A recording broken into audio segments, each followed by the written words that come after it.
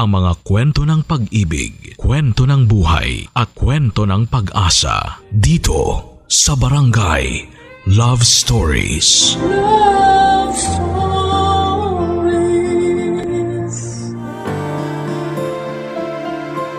May mga tao na pinagkakaitan ng mariwasang buhay. Simula pagkasilang, kaya kapag umayon sa kanila ang tadhana, ay kay sarap sa pakiramdam ng dala nitong kaunting kaginhawahan. Pero minsan ay nagiging paborito silang bigyan ng pagsubok ng kapalaran. Ikaw, kabarangay, meron ka bang pagsubok na pinagdaraanan? Dear Papa Dudut, good day po sa inyo at sa mga kabarangay natin na katulad kong avid listener ng Barangay Love Stories. Sa totoo lang, recently ko lang po na-discover ang programa ninyo sa radyo nang minsang nainip ako. Eksakto 12:00 ng tanghali. Tapos ay naisipan kong buksan ang radyo para magpatugtog, pero narinig ko kagad ang boses ni Papa Dudut habang nagbabasa ng sulat ng kabarangay natin. At doon na nga ako nainganyo na makinig at tapusin ang kwento ng araw na yon. Hinding-hindi ko makakalimutan ang halo-halong emosyon na nararamdaman ko habang nakikinig. Nandun yung gigil, tuwa, lungkot at pakikisimpatya sa pinagdaraanan ng letter sender. Simula noon ay minamarathon ko na online ng iba pang mga istorya na pinabadala sa inyong istasyon. Tapos isang araw ay naisip kong sumulat. Nang makita ko ang email address ninyo kung saan ay pwede ako magpadala ng aking kwento, Papa Dudut. Pero bago ko ilahad ng kwento ng buhay ko ay itago nyo na lamang po ako sa pangalang Alona. 31 years old, taga Cubao at may 2 anak. Dati po ako nagtatrabaho sa isang private company under finance department. Palibhas ay related doon ang kursong tinapos ko sa kolehiyo na business administration, major in financial management.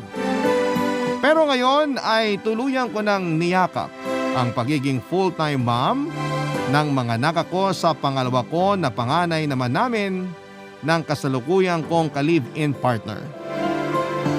Pero bago kami magkakilala ay meron na akong 5-year-old son sa unang lalaking minahal ko na nakit at nang iwan lang sa akin ang ex kong yon.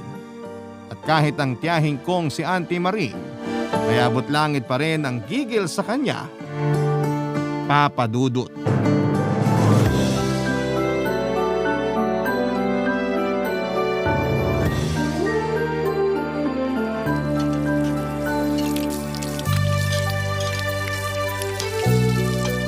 Auntie Maring! Auntie Maring! Nandito ako sa kusina, Alona. Nandyan lang po pala kayo. Ay, bakit po kayo naghuhugas ng pinggan? Nakakahiya ako na po dyan, Auntie. Nick, bakit ka naman mahihiya? Tsaka ako na rito. Patapos na ako, oh. Itong mga mangkok na lang. Sige po, pero bukas ako na po maghuhugas dyan, ha? Parang ito lang. Kayang-kaya ko na to. Tsaka galing ka pang trabaho, alam kong pagod ka. Kaya pagkatapos mong kumain, dapat nagpapahinga ka na kasama yung anak mo. Opo, pero ayos lang naman kasi maliit na bagay lang po yung paghuhugas ng pinggan kumpara sa pag-aalaga nyo sa anak ko. Bukod pa yun sa patuloy na pagtulong at pagsuporta nyo sa akin. Syempre, tsahin mo ko. Pero para na rin kitang anak, kaya nga susuportahan at tutulungan kita. Sa katunayan, mas paborito pa kita kaysa sa mga anak ko. Auntie naman? O bakit? Nagsasabi lang naman ako ng totoo, ah. Baka po marinig ng mga anak nyo kung ano pa yung isipin nila. Hayaan mo silang marinig para malaman nila na hindi ako natutuwa sa kanila kasi bastos sila at palasagot sa akin. Buti ka pa. Kahit hindi ka nanggaling sa sinapupunan ko, ginagalang mo ko't nirerespeto. Para ko na po kayong nanay. Kayo na po nagpalaki sa akin kaya sino ko para bastusin kayo? Salamat, Alona. Ay, tapos na ako maghugas, halika. Upo muna tayo dun sa may sofa. Sige po.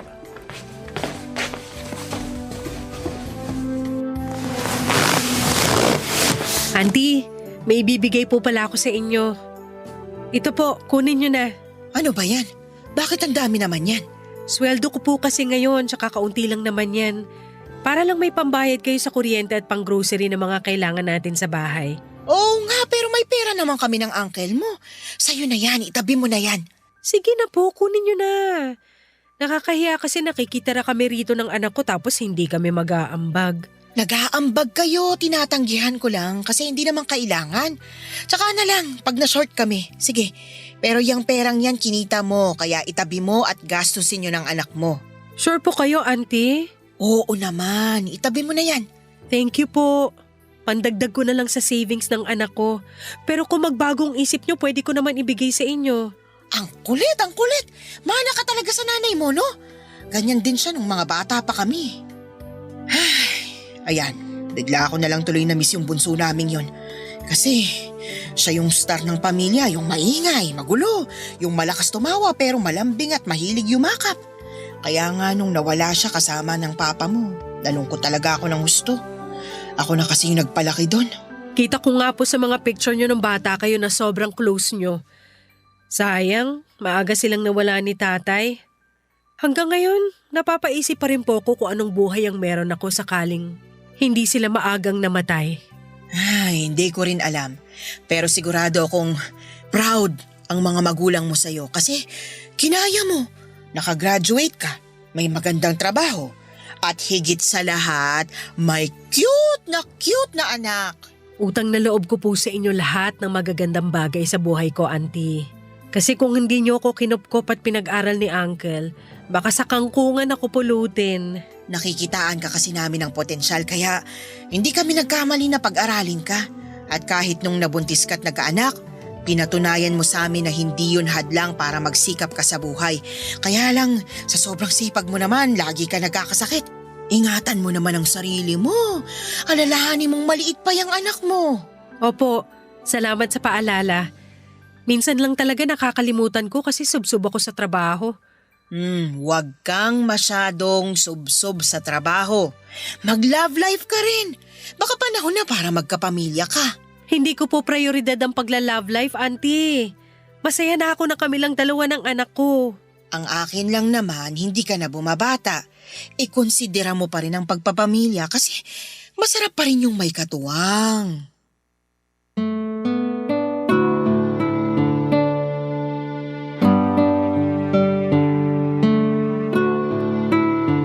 Papadudot, hindi ko talaga priority ang pakikipagrelasyon bago ko nakilala ang live-in partner ko. Totoo kasi ang buong atensyon ko sa anak ko at hanggat maaari ay gusto kong maging hands-on sa pagpapalaki sa kanya. Pero hindi naman yun pwede dahil kailangan kong kumayod para sa pagkain namin at future niya. Mabuti na lang dahil nandyan ang auntie Maring ko na tinuring ko na ring parang tunay na ina. Siya na kasi ang kumupkop at nagpalaki sa akin noong maaga kong naulila sa mga magulang dahil sa isang aksidente. Hindi ko na lamang babanggitin ang tungkol doon pero nasa edad 7 ako nang sabay mawala sa akin sina nanay at tatay. Tapos, solong anak pa ako. Una akong tumira sa lola ko pero noong namatay siya pagkalipas ng 3 taon ay si Auntie Maring na ang kumuha sa akin. Nang mga panahong yon ay meron siyang asawang seaman at halos kay dad ko ang pangalawa niyang anak. May may 4 na anak ang tiyahin ko na masasabi kong parang mga kapatid ko na rin. Pero syempre hindi rin naman naging magaan ang pagtira ko sa kanila dahil halatang halata na ako ang paborito ng mama nila. Simula noon ay pinagselosan na nila ako at binubuli. Pero napagtiisan ko yon nang hindi nagsasabi sa auntie ko. Ayoko kasi na mag-away-away sila dahil lamang sa akin, Papa Dudut. Fast forward. Nang nabuntis at iniwan ng dati kong karelasyon ay sobrang devastated ako. By the way, nakabukod na ako noon at may sariling trabaho dahil 24 na ako pero pinatira ulit ako ni Auntie Maring sa kanila para raw maasikaso niya ako at maalagaan pagpanganak ko. Siyempre tutol at nagalit yung ibang anak niya pero sa huli wala rin naman silang nagawa, Papa Dudut. Noong nanganak ako sa panganay ko ay naging sentro siya ng kaligayahan sa bahay nila auntie. Yun ang dahilan kung bakit nag-asawa agad ang ibang pinsan ko para magka-baby. Pero ewan ko ba? Pero paborito talaga ng tiyahin ko at ng asawa niya na umuwi na rin sa Pilipinas yung anak ko. Sila din ang nagtulak sa akin na bumalik sa pagtatrabaho habang inaalagaan nila ang anak ko, Papa Dudut. Malaki ang utang na loob at pasasalamat ko sa kanila dahil patuloy nila akong tinutulungan at sinusuportahan. Kaya naman nangako ako sa sarili ko na magsisika para sa anak ko, pero hindi ko naman alam na biglang kakatok ang pag-ibig sa puso ko nang dumating sa aking buhay si Winston, Papa Dudut.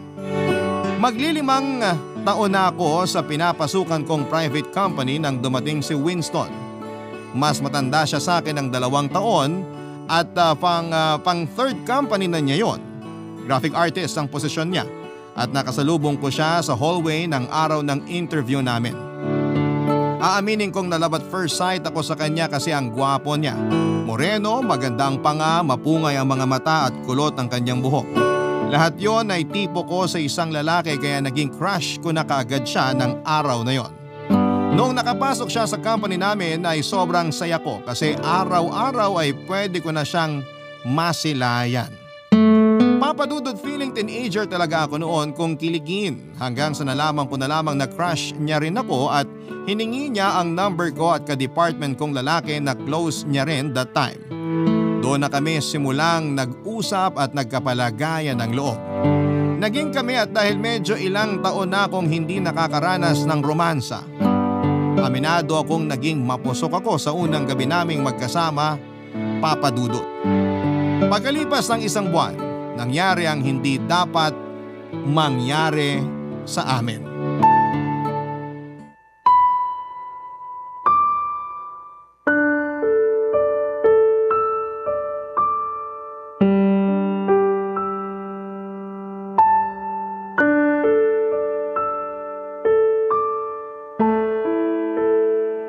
Anong sabi mo, Alona?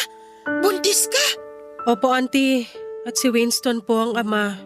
Hello po, Auntie Maring. Ay, hello rin, Winston. Pasensya na po kayo kung biglaan yung nangyari. Pero pangako, pananagutan ko naman po si Alona at yung magiging anak namin. Biglaan talaga kasi nakukwento ka pa lang sa akin ni Alona na manliligaw niya tapos biglang ayan, nabuntis mo na agad yung pamangkin ko. At tama lang naman na panagutan mo siya pati yung dinadala niya kung ayaw mo tamaan ka sa akin. Auntie, wag niyo naman pong takutin si Winston. Okay lang naman kasi naiintindihan ko si Auntie. Mabuti na yung nagkakaintindihan tayo. Baka naman may gusto kang sabihin sa akin, Alona. Akala ko ba manliligaw mo pa lang to? Pasensya na po pero hindi ko po pala nabanggit na sinagot ko na po si Winston. Kaya kami na po. Boyfriend mo na? Opo. Ay, grabe, nakakatampo. Akala ko pa naman ako yung unang makakaalam kapag nagka-boyfriend ka na ulit.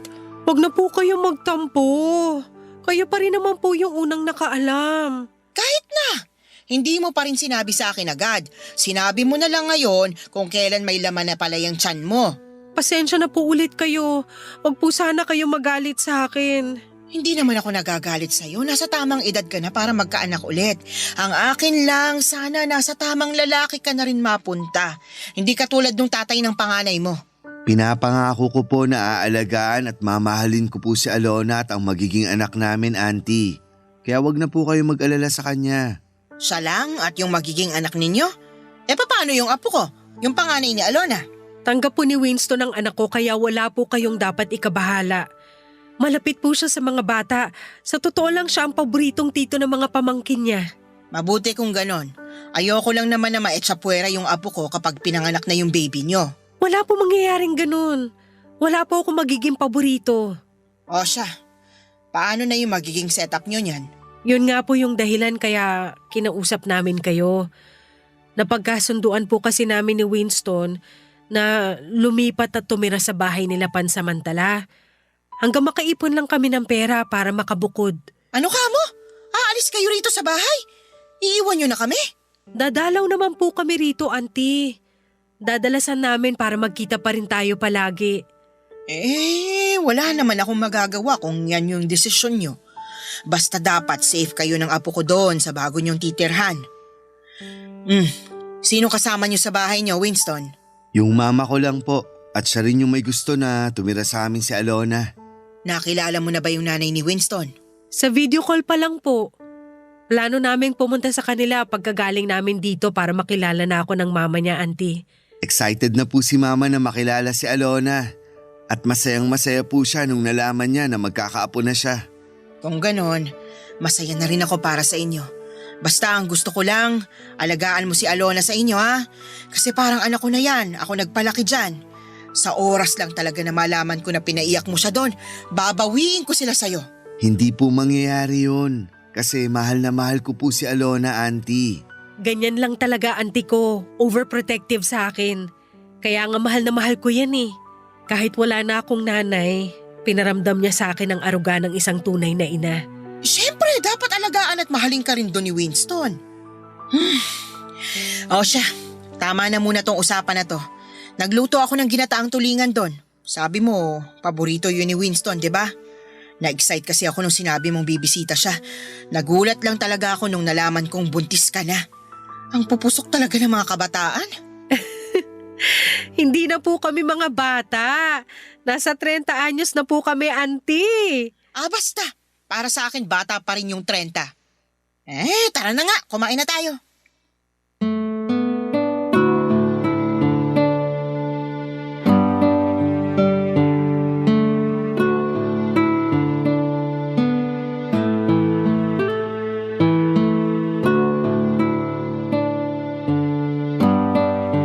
Papadudot, hindi planadong pagbubuntis talaga ang nangyari dahil bago pa lamang kami ni Winston at hindi pa kami ready na magka-baby. Pero hindi naman unwanted kasi anak pa rin namin ang nasa sinapupunan ko. Kahit kailan ay hindi pumasok sa isipan ko na ipalaglag ang baby ko. At sinabi ko kay Winston na willing akong magpakananay para sa bata. Sinuportahan niya ako doon at inassure ako na palalakihin naming magkasama ang magiging anak namin. At kahit na malungkot si Auntie Maring sa pag-alis namin sa poder nila ay masaya naman siya at suportado ako sa bagong pamilya na bubuin namin ni Winston, Papadudot. May isang kapatid na babae si Winston pero nasa Canada ito kasama ang tatay nila na doon nagtatrabaho. Kaya ang nasa bahay lamang ay ang nanay ng live-in partner ko. Noong dalaga ako ay mahilig akong manood ng mga teleserye ng GMA na tungkol sa mga evil mother-in-law, lalo na kapag malayo yung estado ng pamumuhay ninyo ng anak niya o di kaya ay hindi ka lang niya gusto na maging bahagi ng pamilya nila. Kaya naman Papadudot, aminado po ako, nakabado ako ng husto nang ipakilala ako ni Winston sa mga magulang niya. Pero laking gaan ang loob ko nang masaya nila akong tinanggap ng pamilya nila. In fact, ay excited sila sa paglabas ng magiging apo nila. Barangay Love Stories. Barangay Love Stories. Bukod sa kaligayahan na nadarama ko sa pagtanggap sa amin ng mga magulang ni Winston, ay ang galak at pasasalamat sa puso ko na hindi rin iba ang turing nila sa panganay ko. At kahit na mailap sa kanila ang anak ko dahil may pagka-introvert at nangingilala pa lamang ay hindi po sila sumuko na gawin ang lahat para mapalapit sa panganay ko. Nandyan yung lagi nilang binibigyan ng laruan at pagkain ng anak ko para lamang makipaglaro at lumapit sa kanila. Kahit na medyo gusto ko silang sawayin kasi ayokong lumaking spoiled ang panganay ko ay hinayaan ko na lamang muna dahil paraan nila yon para makuha ang loob nito. Masaya rin ako na nakikitang unti-unting nagiging close ang anak ko kay Winston na kikilalanin niya na ring tatay sa hinaharap, Papadudot. Ewan ko pero biglang nagbago yung mga priority ko sa buhay nang mangyari ng ganon kabilis sa mga bagay-bagay. Yung nakilala ko si Winston, nabuntis niya ako, lumipat kami sa bahay nila para magkasama habang pinagsisikapang makapag-ipon ng sapat na pera para bumukod. Sa totoo lang ay naninibago pa rin ako ng mga panahong yon pero hindi naman maalis yung galak at labis na kasiyahan sa puso ko.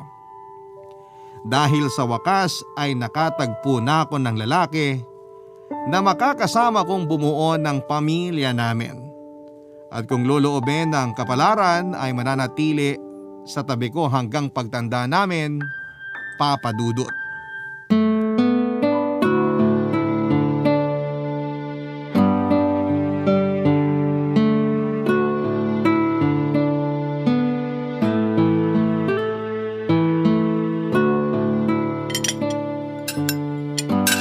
Grabe, ang sarap po nitong pork steak nyo, ma. The best! Aba syempre, diyan ko nabihag ang puso ng tatay nitong si Winston eh. Hindi lang pork steak ni Mama ang masarap. Masarap din kalderetang baka niya. Paborito ko nga yun nung bata ako eh. Hanggang ngayon naman, paborito mo yon anak.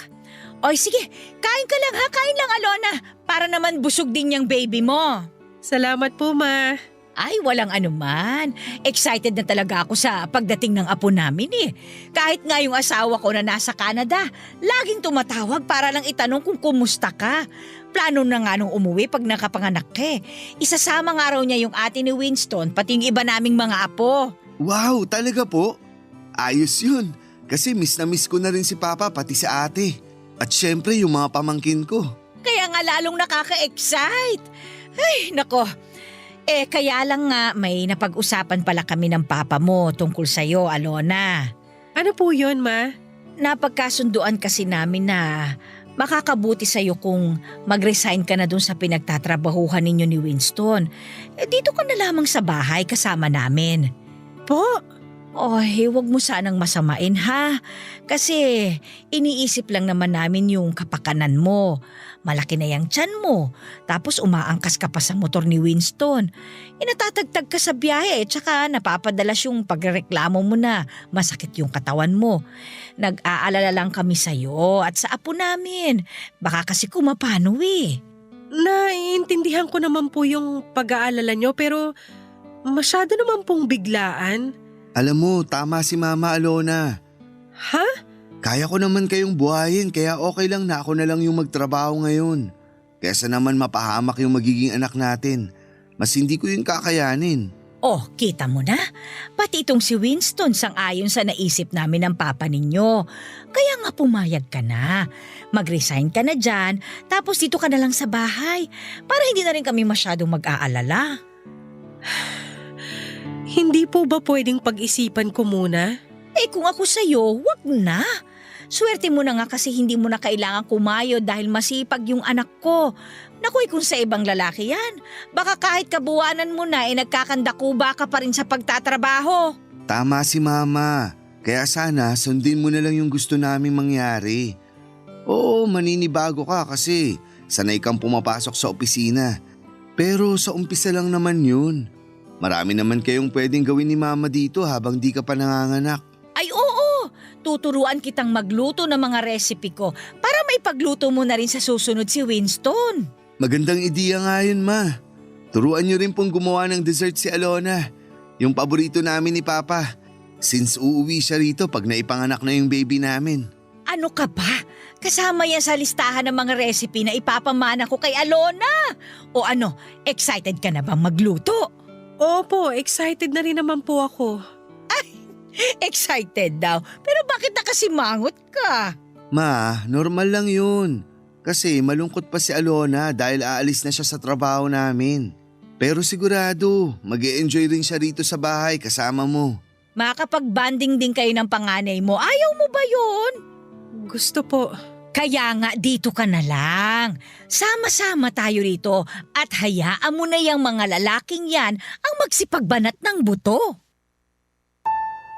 Alam kong concerned lang sila sa kapakanan ko at sa baby namin ni Winston pero malungkot talaga ako sa naging desisyon nilang pahintuin ako sa pagtatrabaho.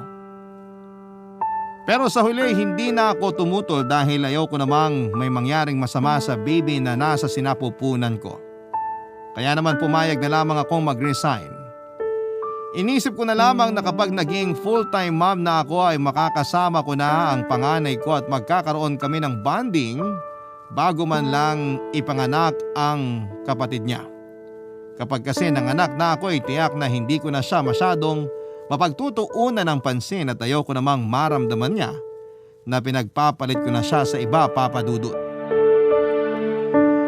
At nung tuluyan na akong nakaalis sa pinagtatrabahuhan ko at nagstay at home mom na lamang ay doon na ako may napansin sa anak ko at sa pakikitungo sa kanya ng biyanang kong babae.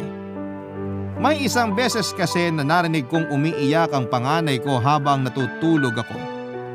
Yun pala ay nasa sala na siya kasama ang biyanan ko at nagagalit ito sa anak ko dahil tinapunan ito ng tubig ang bagong linis niyang carpet. Paglabas ko ng kwarto ay nanlaki ang mga mata ko nang makita kong inambahan niya ito ng palo. Kaya naman lalong lumakas ang iyak ng anak ko. Doon na ako pumagitna at kita ko ang gulat sa mga mata ng biyenan ko, Papa Dudut.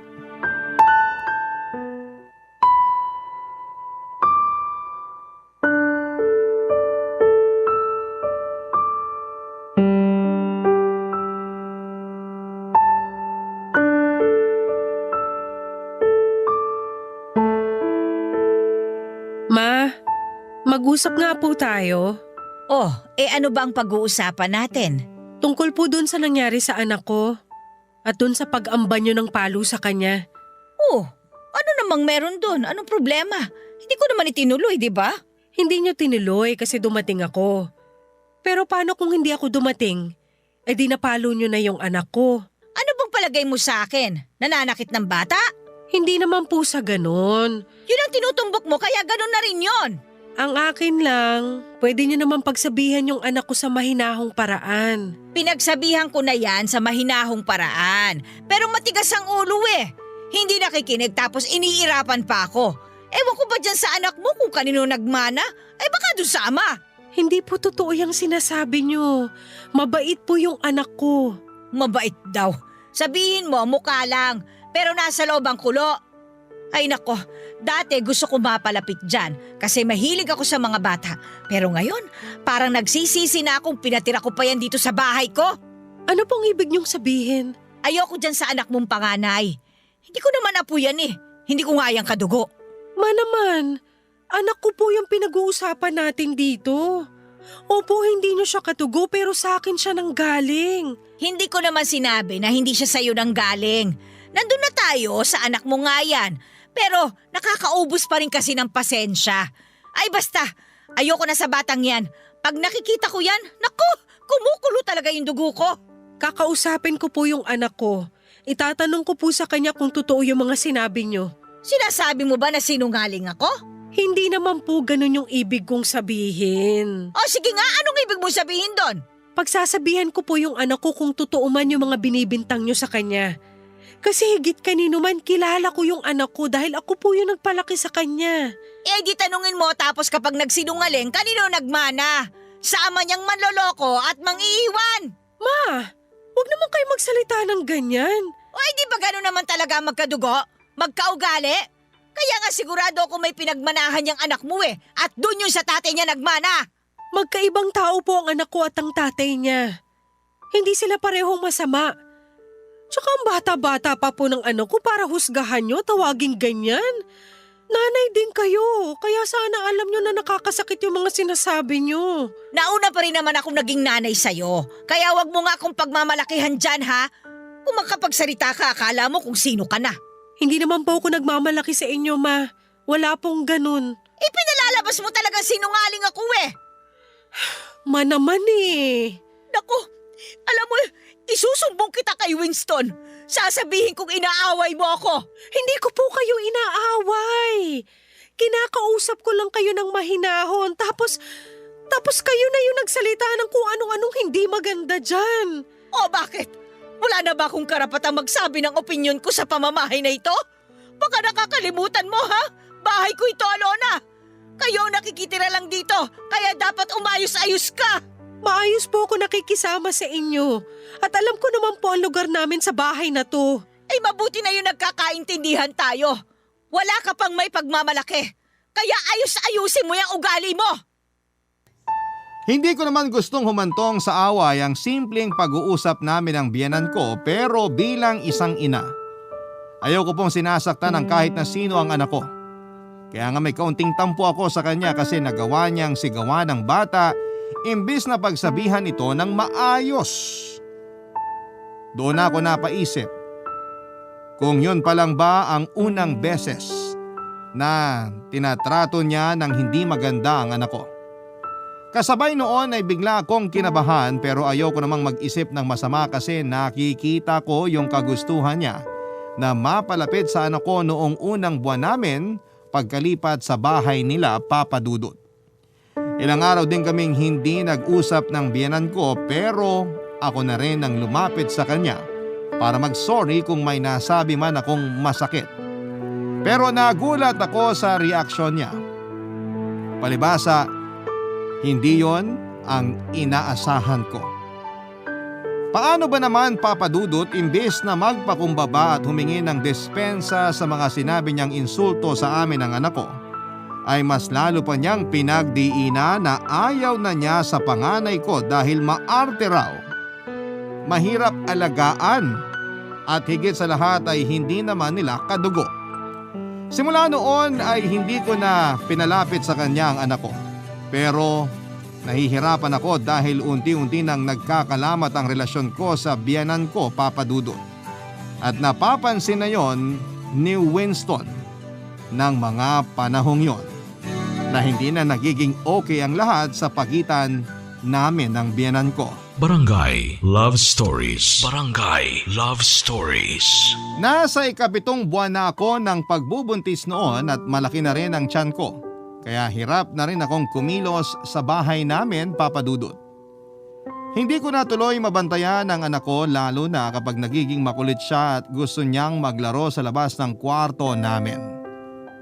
Yung insidente kasi na sinigawan siya ng biyenan ko ay naulit pa ng kurutin naman siya nito sa braso dahil panay takbo sa bahay. Pero hindi ko kagad yon nakita kasi tinago pa ng anak ko at nakita ko na lamang kinabukasan matapos magkaroon ng pasa. Naiyak na lamang ako sa galit. Pero pinigilan ko ang sarili ko na sumabog dahil nare-respeto ko pa rin siya bilang nanay ng live-in partner ko, Papa Dudut.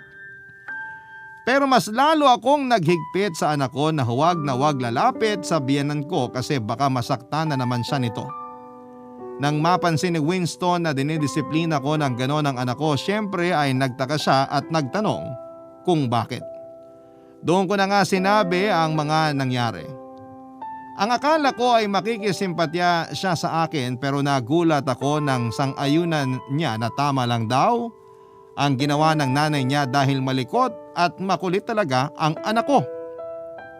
Sinabihan niya rin ako na mali na sinasagot ko ang nanay niya dahil matanda na ito at natural na mapikon ito sa anak ko dahil maiksi na raw ang pasensya nito. Hindi ko talaga alam ang isasagot noon kay Winston kaya nanahimik na lamang ako. Pero deep inside ay nagtampo ako sa kanya ng husto. Lumalabas kasi na parang wala siyang pakialam sa anak ko. At mas kinakampihan pa niya ang nanay niya. Doon ako nagsimulang magtanim ng sama ng loob sa kanilang mag-ina. At hindi ko na lamang namalaya na malapit na akong sumabog nang magpang-abot na naman kami ng biyenan ko, Papa Dudut.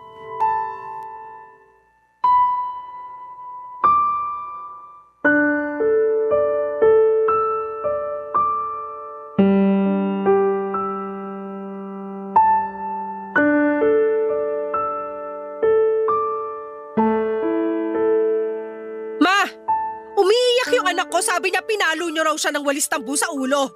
Kinapa ako, may bukol nga. Ano ba pinagsasasabi mo? Bakit ko naman papaluin ng walis tambo yung anak mo? Ewan ko sa inyo. Kasi hindi naman sinungaling yung anak ko. Ay, oo na. Pinalo ko nga. Nakakapi ko na kasi ang batang yan eh. Naman?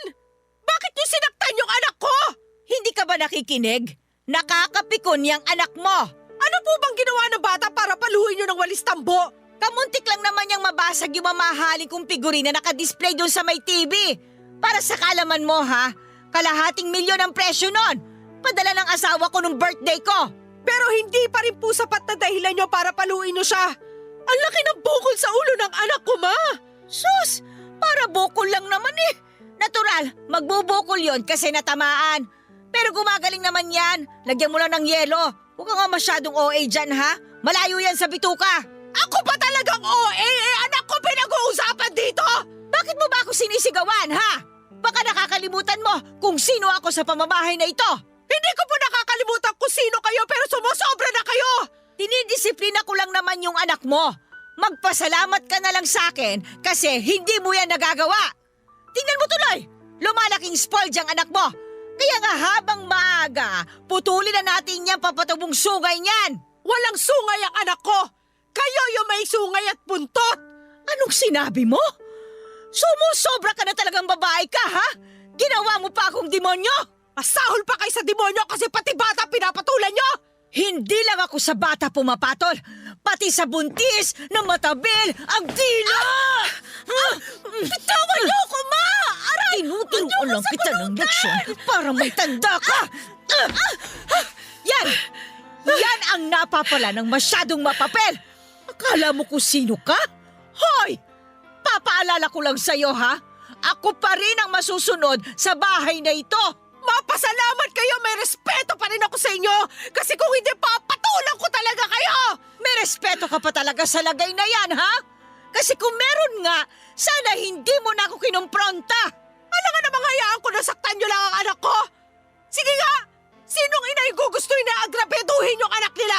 Kasalanan ng anak mo kung bakit siya nasaktan. Napakakulit! Napakatigas ang ulo! Malikot at maarte! Nakakairita! Hindi totoo yan! Galit lang kayo sa anak ko at ayaw nyo lang sa kanya kasi hindi nyo siya katugo kaya nag-iimbento kayo ng kung ano-ano bagay! Akala nyo siguro hindi ko kayo naobserbahan, no? Nakikita ko kung paano nyo tratuhin yung anak ko! Ayoko naman talaga dyan sa anak mo kasi sampid lang siya sa bahay na ito. Kaya nga sana isauli mo na yan sa pinanggalingan niya. Pinagsasasabi nyo, sa akin lang yung anak ko! Ah, ganon? O siya, sige. Halika rito at tuturuan ulit kita ng leksyon! Ma! Bitawan niyo ako, Yan, sabi! tingnan natin, ha? Kung hindi ka pa matutulunggar sa pamamahay na ito!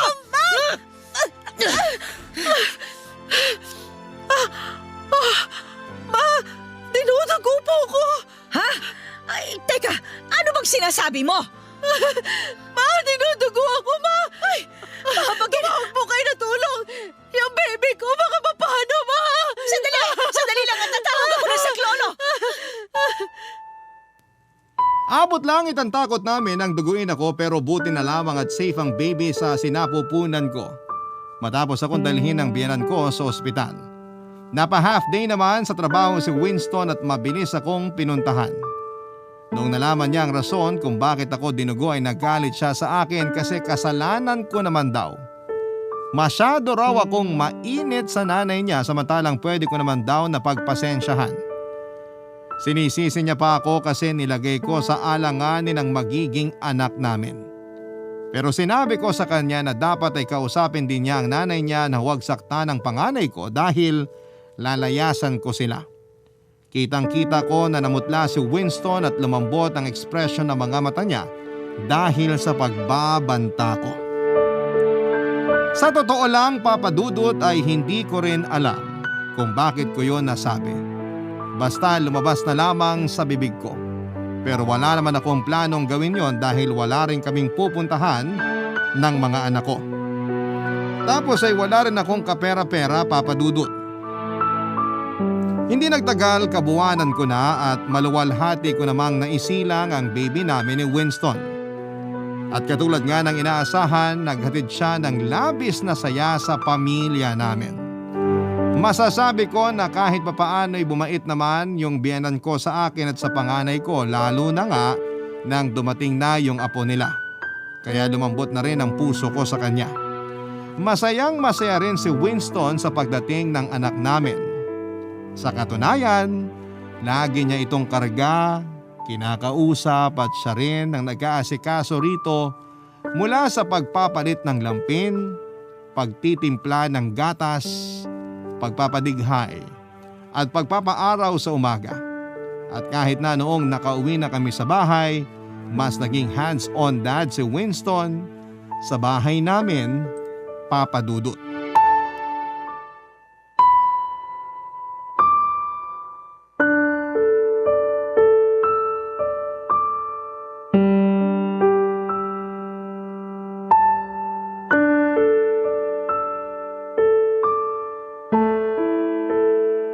Winston, bakit naman umiyak yung panganay ko? Pwede ba, Alona? Mamaya mo na lang ako kausapin. Kita mong pinapatulog ko pa tong baby natin. Yung tanong ko yung sagutin mo, bakit umiyak yung anak ko? Eh galing lang naman siya rito sa kwarto kasama nyo. Kulit mo naman eh. Sinaktan mo ba yung anak ko? Ano bang pinagsasasabi mo? Nagtatanong lang ako, wag mong masamain yun. Paano hindi ko mamasamain? Halatang nambibintang ka. Oo lang at hindi. Hindi ko naman siya sinaktan. Pinitik ko lang yung tenga niya. Eh di sinaktan mo nga. OA ka naman? Para pinitik lang eh. Sigurado ka bang pitik lang sa tenga yung ginawa mo? Ina mo lang nga yung tenga ng bata tapos dinadain niya na masakit. Bukod doon may bakat ng palo rin sa braso niya. Ay, napalo ko lang naman siya kasi malikot siya. Gulong ng gulong sa higaan, kitang natutulog yung kapatid niya. Paano kung nadaganan niya yung baby? Sige nga. Pero bakit kailangan mong paluin?